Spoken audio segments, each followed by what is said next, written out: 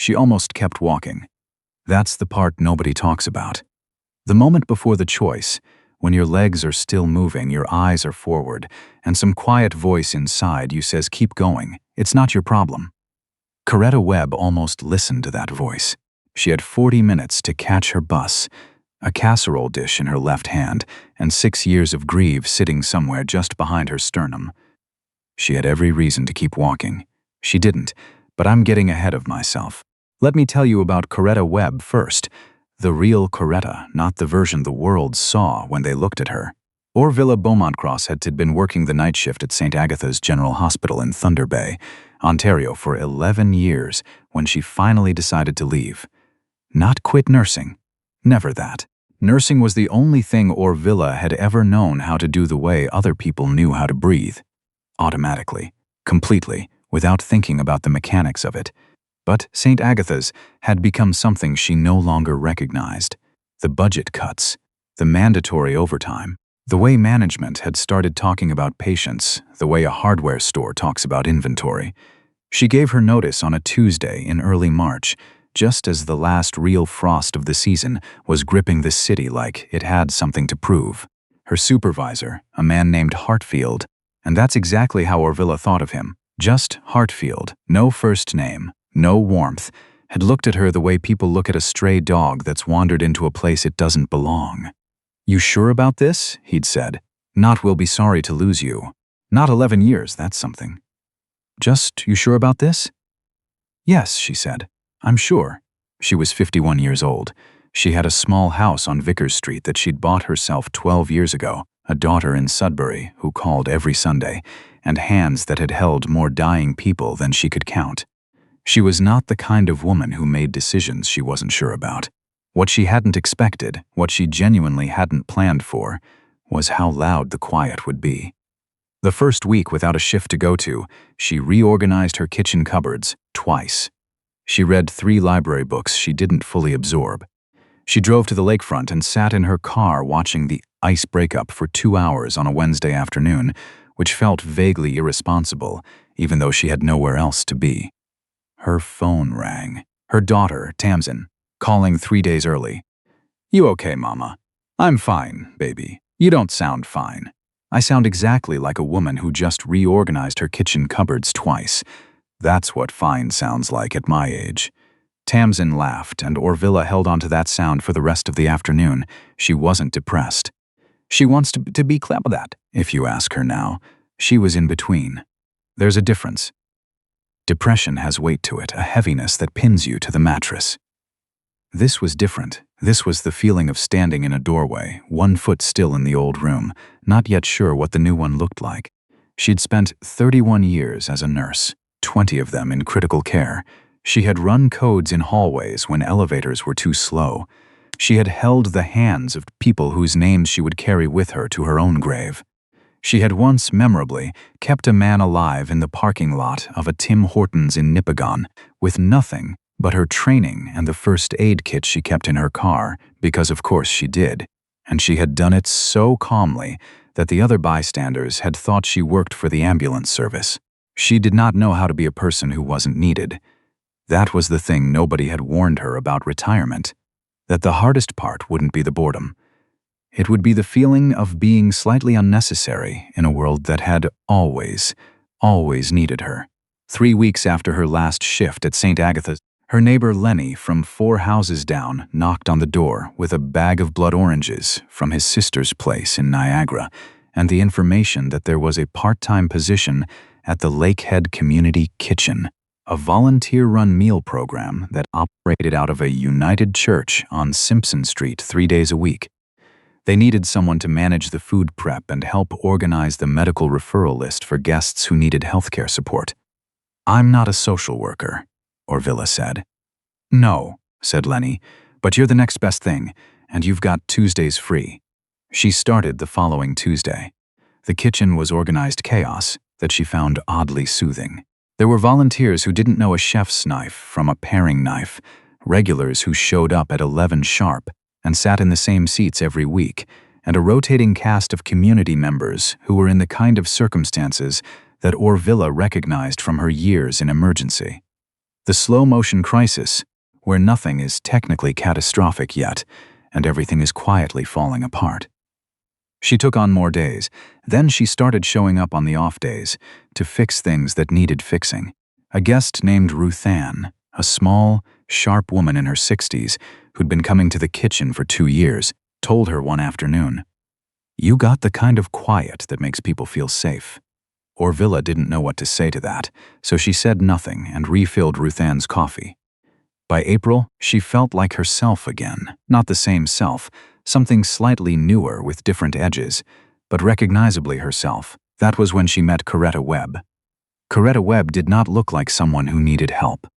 That was the first thing Orvilla noticed when Coretta walked into the community kitchen on a Tuesday afternoon in late April, still in her work clothes, dark slacks, a dove-gray blouse that had seen better days, sensible shoes that had clearly walked a long way in a shorter time than they were designed to.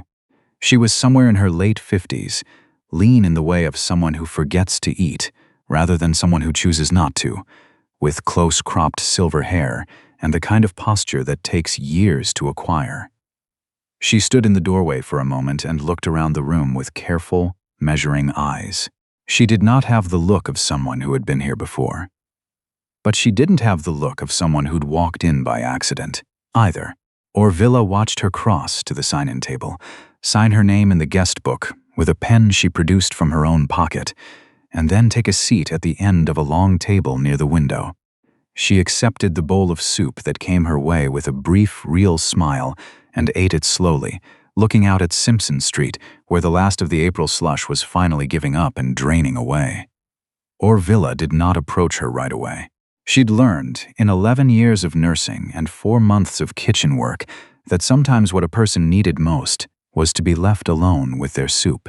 But halfway through the meal, a chair 2 spots down scraped back, and a man Orvilla recognized, Boyce, who came in on Tuesdays and Thursdays and occasionally said things that frightened the newer volunteers, stood up and pointed at Coretta's bread roll. "You gonna eat that?" Coretta looked at the roll. Looked at Boyce. "I was planning on it, yes. Women your age don't need the carbs." There were a few people at the table who went very still. One of the younger volunteers, a university student named Prisha who was sensitive to conflict, started moving toward the table. Orvilla got there first. She set down her clipboard, pulled out the chair next to Coretta, sat down, and looked at Boyce pleasantly. "Boyce," she said, "go ask Trevor if the apple cobbler is ready yet. He's been fussing over it since 10 o'clock, and he needs an audience." Boyce looked at Orvilla for a moment, then looked at Coretta, then made the calculation that most people made when they'd known Orvilla for any length of time, and shuffled off toward the kitchen. Coretta watched him go. Then she looked at Orvilla. "You didn't have to do that." "I know," said Orvilla. "The cobbler thing was actually true, though. Trevor does need an audience." Coretta considered this. "I'm Coretta. Orvilla. That's a good name. It was my grandmother's. You new to Thunder Bay?" "No." Coretta looked back out the window. "I've been here 20 years. I'm just." She stopped. Then she said, "I'm having a difficult month." Orvilla nodded. She didn't ask anything else. She knew that sometimes the most generous thing you could offer a person was a room where they didn't have to explain themselves. They ate the rest of the meal in comfortable silence. Before Coretta left, she picked up her tray, carried it to the return station herself, thanked the kitchen volunteer by name. She'd apparently read the volunteer's name tag and walked back out into the April afternoon. Orvilla watched her go and thought, "There's more to this woman than she's letting on." She was right. She just didn't know yet how much more. Coretta came back the following Tuesday, and the Tuesday after that. By the 3rd week, she and Orvilla had fallen into the easy rhythm of 2 women who have lived long enough to know that friendship doesn't always announce itself. They talked about small things at first, the weather, the road construction on Arthur Street that had been going on since October, Orvilla's daughter, a CBC documentary about freshwater ecosystems that they had both apparently watched independently and had opinions about. Coretta was careful about certain things. She didn't talk about work, not directly. When Orvilla mentioned the community kitchen's medical referral list and asked if Coretta knew of any healthcare contacts who might be willing to offer discounted services to guests, Coretta said, "I might know a few people. Let me make some calls." 3 days later, Orvilla received an email from a physiotherapy clinic, a dental hygienist, and a walk-in clinic physician, all offering to see community kitchen guests at no charge 1 day per month. She stared at that email for a long time. Who was Coretta Webb? She didn't ask. Not yet. What she noticed was this. Coretta always arrived at the kitchen having clearly come directly from somewhere else. She always sat near the window. She always left before dessert. And she always, without fail, spent some time talking to whichever kitchen guest seemed most on edge that day. Not intervention style, not social worker style. Just a word, a question. Sometimes just sitting next to them without saying anything, in the particular way that Orvilla recognized as the skill of someone who had been trained to make scared people feel less scared. One Tuesday in early June, Coretta arrived late. She looked different. Not disheveled exactly, but carrying something, a tension in her jaw, a flatness behind her eyes that Orvilla recognized from years of reading people in emergency rooms. She sat down. She ate. She didn't talk. When almost everyone had left, Orvilla sat across from her with 2 cups of the terrible coffee the kitchen served and said, "You don't have to tell me anything." Coretta looked at the coffee. "I lost my job." "When?" "Friday. I'm sorry. Don't be." Coretta wrapped both hands around the cup. "I should have left 2 years ago. She shook her head. "I believed in what we were trying to do, and I stayed longer than the place deserved." Orvilla knew that feeling precisely. "What kind of work?" she asked. Coretta looked at her steadily. "I was the executive director of Northgate Community Health Services." The silence that followed was the kind that has weight to it. Northgate Community Health Services was not a small organization. It covered a catchment area of nearly 40,000 people across the Thunder Bay district, operating 5 primary care clinics, a mobile health unit, and an addictions recovery program that had received provincial recognition 3 years running. It was, in the language of the sector, significant. Orvilla said, "For how long?" 9 years. 9 years running one of the most complex community health organizations in northwestern Ontario. And here she was, on a Tuesday afternoon in June, eating kitchen soup and carrying it with the quiet dignity of a woman who did not require anyone to feel sorry for her. "What happened?" Orvilla asked. Coretta took a slow breath. "The board brought in a consultant 8 months ago. Big firm, Bay Street money. They wanted to restructure for efficiency. What that meant was cutting the mobile unit and folding the addictions program into a for-profit provider." She paused. "I told them what that would do to our clients. I told them the data. I wrote 3 separate impact assessments." Another pause. "They restructured me out of my own organization." Orvilla said nothing. "The new ED starts in August," Coretta said. "He's 44 years old. He has an MBA and no public health background. And he's going to dismantle 11 years of community trust in about 18 months. I have already predicted this down to the quarter." She looked out the window. "I'm sorry. I don't usually talk like this. You can talk like this with me," Orvilla said. Coretta looked at her. Something in her face shifted, just slightly, just enough. "Thank you," she said. Orvilla. July came in warm and strange, the way Thunder Bay summers sometimes do. Too hot for too long. The lake flat and glittering, the city slightly unsure of itself in the heat. Orvilla and Coretta had become something that Orvilla would have called, if pressed, genuine friends. They had graduated from Kitchen Tuesdays to occasional coffee at a place on Court Street that made acceptable Americanos and didn't play music too loud. Coretta had started helping Orvilla restructure the kitchen's medical referral database, which had been a chaotic spreadsheet disaster, into something functional. She worked fast and precisely, the way people work when they've spent years managing information in environments where information gaps cost people their health. Coretta did not talk about her next steps. When Orvilla asked, she said only, "I'm thinking." And Orvilla, who had her own experience of being in between, understood that thinking was real work and left her to it. Then, on the second Thursday in July, everything changed. Orvilla had stayed late at the kitchen to go over invoices with the treasurer, a retired accountant, named Douglas, who took 45 minutes to do what should take 15, because he liked to narrate his process aloud. By the time she got out, it was past 7 in the evening, the light going that particular amber color that Thunder Bay does in July, the streets quiet in the way that feels gentle rather than empty. She was cutting through the parking lot behind the MedArts building on Balmoral Street, a shortcut she'd used for years when she saw him. An older man, somewhere in his late 70s, sitting against the brick wall of the building with his legs extended in front of him, one hand pressed flat against his chest. He was white-haired, well-dressed in the way of someone who'd had a meeting that day. Pressed shirt, good trousers, a jacket folded beside him that he'd apparently removed himself. He was not unconscious. His eyes were open.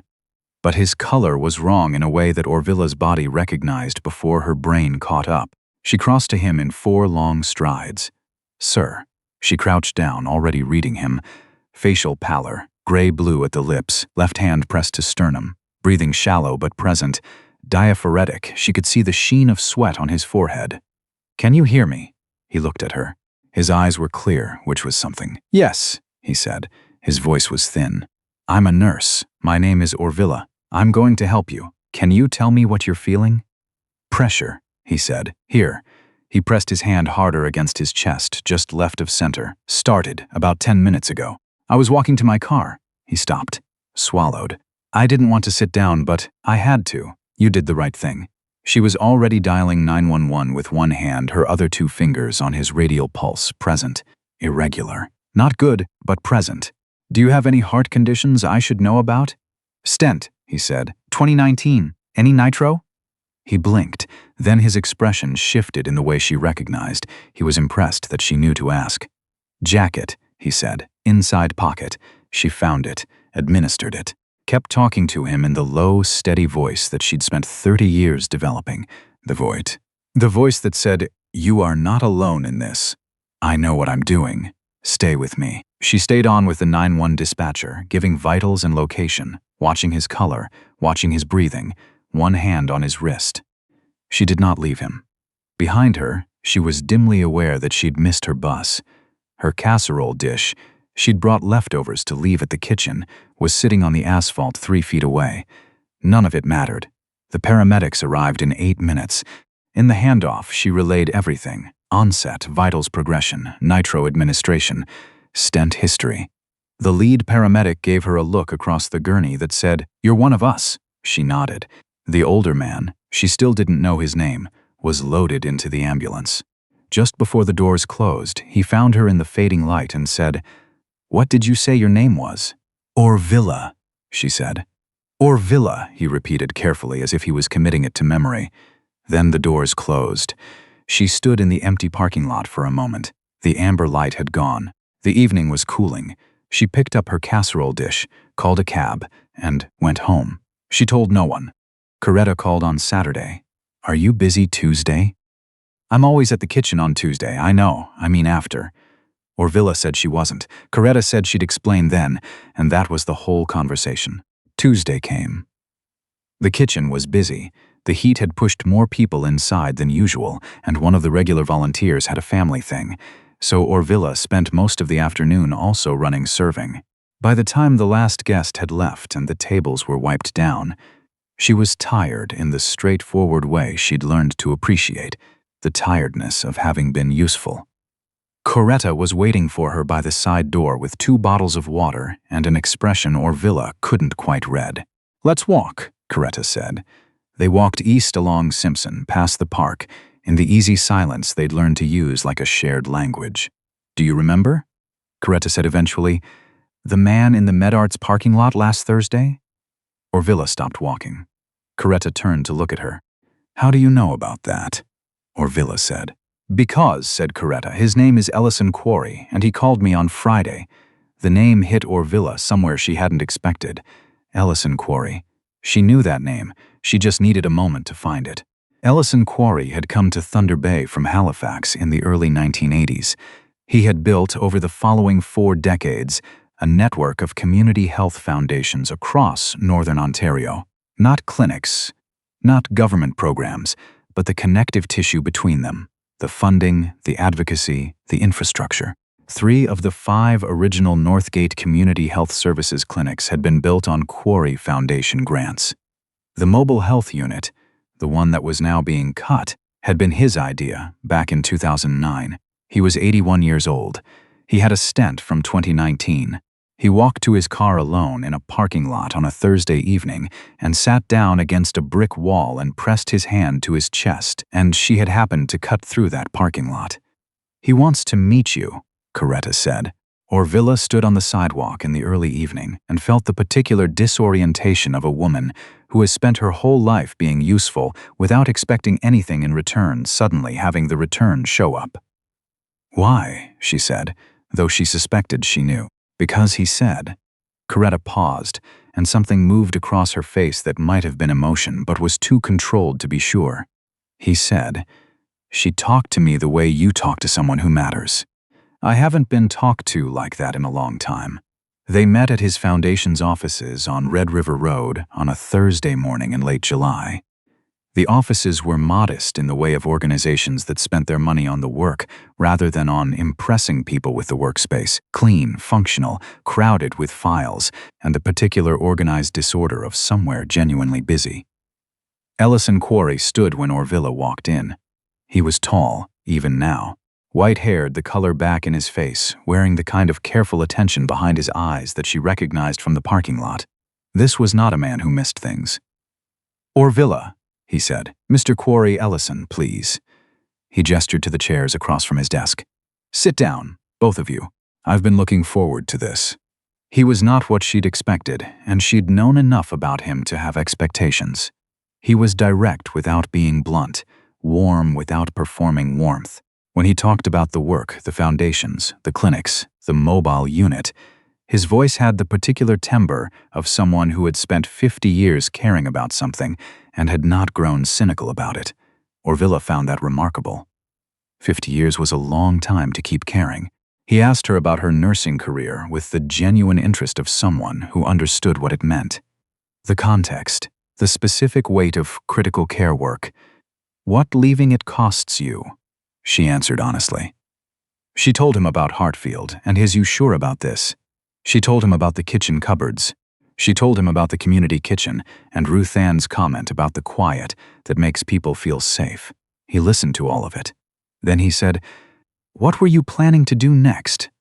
"I don't know yet," she said. "I've been thinking. Coretta told me that." He looked between them. "She also told me what happened to Northgate." The silence that followed was complicated. "I know what happened to Northgate," he said quietly. "I've known for 8 months. I didn't move fast enough. That's on me." He looked at Coretta directly. "I owe you an apology for that, and more than an apology." Coretta said nothing, but her shoulders changed in a way that Orvilla recognized, something releasing that had been held a long time. Ellison Quarry leaned back in his chair and looked at both of them. "The Quarry Foundation is 43 years old," he said. "In October, I'm stepping back from the executive role. The board has been looking for the right person to lead it forward for 18 months. We haven't found them." He paused. "I think perhaps we were looking in the wrong places." The room was very quiet. "Coretta," he said, 9 years at Northgate, 3 provincial recognitions, and you saw what was coming before anyone else in that building did. I would like you to consider the executive director position at the foundation. The salary is competitive. The board is better than the last one you worked with. I'll let you talk to them individually before you decide." A pause. "You'd have real authority, not the kind that gets restructured out from under you." Coretta looked at him for a long time. Then she said, "I'd want to protect the mobile unit. That's already in the mandate. And the addictions program, genuinely independent, not contracted to a for-profit." Agreed. Something that might have been the beginning of a decision moved across Coretta's face. She didn't say yes, not yet, but she didn't say no. Ellison turned to Orvilla. "And you," he said. "The foundation runs a community health liaison program. It's been understaffed and underutilized for 3 years. We need someone who understands clinical work, understands community, and can sit across from someone in crisis and make them feel like they matter." He looked at her steadily. You did that for me in a parking lot with a stranger. I'd like to offer you the opportunity to do it at scale." Orvilla looked at him. She thought about the kitchen cupboards. She thought about 11 years of night shifts and a supervisor named Hartfield. She thought about Ruth Ann saying the quiet that makes people feel safe. She thought about a man sitting against a brick wall with his hand pressed to his chest, and the 8 minutes before the ambulance arrived that she hadn't thought of as anything except necessary. "You'd need to let me finish my commitments at the community kitchen," she said. "Obviously," he said, "and I'd want the role structured around the community, not around the office. We can work with that." She looked at Coretta. Coretta looked at her. "Okay," Orvilla said. "I'm interested. I want to ask you something, and I'd like you to think about it seriously before you answer. What would you have done in that parking lot?" "I don't mean in terms of clinical skill. Most of us don't have that. I mean the choice. The moment where Orvilla could have kept walking, kept her eyes forward, told herself someone will call 911, someone will handle this. She had a bus to catch. She was tired. She had a casserole dish in her hand and a life that had recently been reorganized and was finally, tentatively, starting to settle. She stopped anyway. She didn't know who Ellison Quarry was. She didn't know about the foundation, or Coretta, or what was about to change in her life. She stopped because a person was sitting against a wall with the wrong color in his face, and she was the one who happened to walk by, and that was enough. This is what I keep coming back to with Orvilla's story. Not the ending, though the ending is something. Not the reward, though what Ellison Quarry offered her and what he offered Coretta matters enormously to the communities they'll serve, to the mobile health unit that will stay on the road, to the people who need it. What I keep coming back to is the before. The 40 seconds in a parking lot before she knew any of it. When she was just a woman making a choice with no information about what it would cost her or give her. Orvilla Webb. I'm sorry, Orvilla. She'll correct me on that, because Coretta is her Tuesday kitchen friend and she'd never want the names confused. Orvilla started her new role at the Quarry Foundation on the 1st of September. She still volunteers at the Lakehead Community Kitchen on Tuesdays. She says she'll do that as long as she's able, because some things aren't about what they give you back. Coretta Webb accepted the executive director position. She met with the board individually, as Ellison had offered. She came to the first one with a 40-page strategic plan she'd apparently drafted in her first week of unemployment, which she'd been sitting on for the right moment.